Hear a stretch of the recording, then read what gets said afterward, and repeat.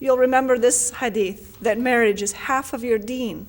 This is a tough one to explain to children. It's a tough one to explain to new Muslims. You mean I have to pray my whole life 5 times a day? I have to fast 30 days a year?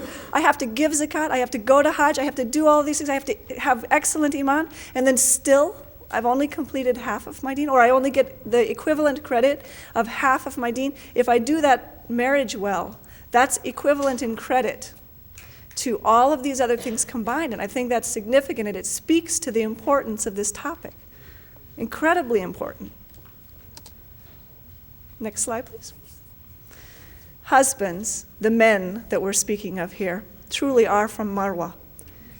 They don't speak the same language as women. We come from a different planet. There they are, the Marwans. They're all sitting right there. The Safans, they're spread around the room. Men get together in packs. They're driven by drives, sexual drives, hunger, sports, anything like this, aggressive things. They don't really deal in language of hints, tact, subtleties. They are the language of directness. They say what they mean. They ask for what they want. It's the difference. And I'm being very, very sexist here, but I'm saying that this is the tendency, and it's a tendency that has been spoken to in the Hadith. It's been spoken to and addressed in the Quran. The differences, the natural differences between male and female. But importantly, they want to be loved.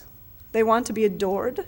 They want to be comforted, cared for. All of those things that every human being wants, but sometimes pride won't allow them to actually say that, right?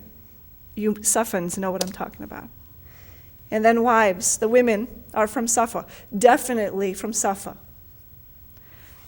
It seems like we are from another planet. The way we speak in a language of subtlety. We hint, we're delicately asking for things, we're suggesting, and then we're driven by emotion. So when a husband isn't clear on what his needs are, or if we feel that he's not loving us right, we tell him emotionally, usually with tears involved and exasperation, but it's a different language, and it's okay to have a different language as long as we can come together on some common ground.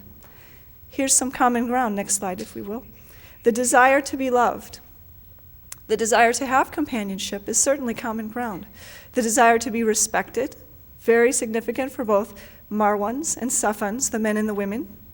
To be comforted and adored. This is our common ground from which marriage is built.